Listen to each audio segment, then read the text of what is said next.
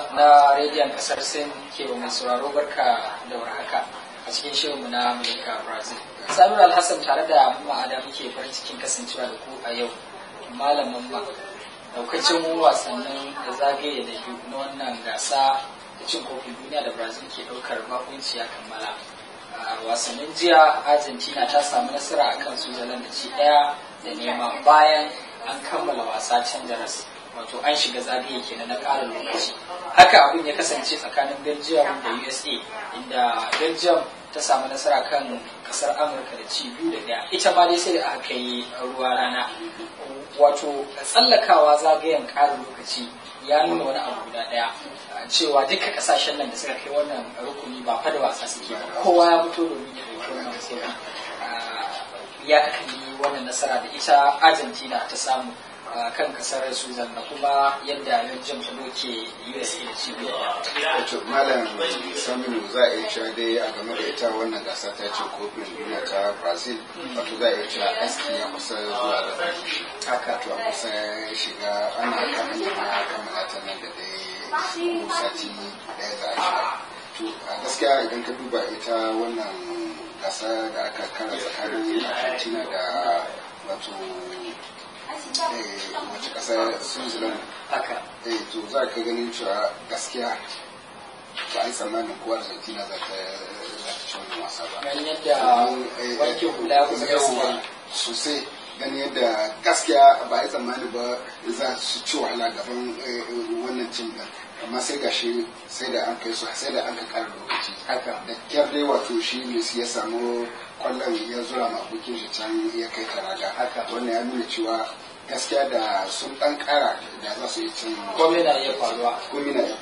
To kuma wasan da ita Belgium da ta yi da ita da Amurka, to gaskiya da ma na yi wani hasashe na inda nake cewa to za a ci Amurka haka ga hasashe na kawai ya zo daidai haka ne. Kuma Belgium ana tsammanin wato tim din nasu mai suna Diable Rouge, wato aljani za a yi tsammanin cewa za su ci wannan cin kofi, za su ci wannan. Kuma dama dai suna da tsohon tarihi a harkar suna da tsohon tarihi sosai, amma duk da yake cewa ka san a wannan shekara yan wasa sauran kasashe sun fi zuwa da wato sabon shi, akasari mayan kasashen kwallon kafa su ne suka zo da sabbin yan wasa. Haka kaga abin da ake gani shi ne ya faru a wannan karo, inda wato ita Belgium ta samu ta daka kasar Amurka.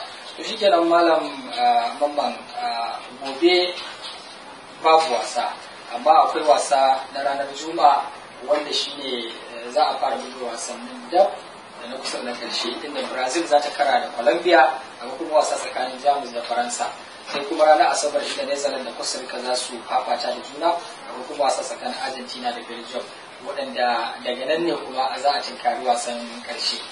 Ya kake kallon yadda wannan wasanni za su gabata, za su gudana? Malam Saminu, wasan da za a yi tsakanin wato Jamus da Faransa gaskiya ita ce ta fi jawo hankali sosai, saboda idan ka duba tarihin kasar Faransa da kasar Jamus akwai sarƙaƙiya.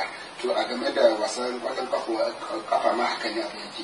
To yanzu inda ita wannan wasa tsakanin Brazil da Colombia take da armashi shine ganin cewa ita Brazil ita ce mai masaukin baki, kenan ta kowane hali ta kamata ita Brazil ta yi daka. Wani abin lura ma kuma shine ita Brazil tana da tarihin daukar wannan wato kofi sau 5, ita ko Colombia wannan ne ma karan farko da ta zo har zuwa wannan matsayi, sai dai ana ganin karfin yan wasan ta fa komai na iya faruwa gaskiya ba. Sai kuma masu sauraro su aiko mana nasu sakonni kan adireshin mu na yanar gizo, wato Hausa CNI ko kuma shafin na Facebook Hausa CNI.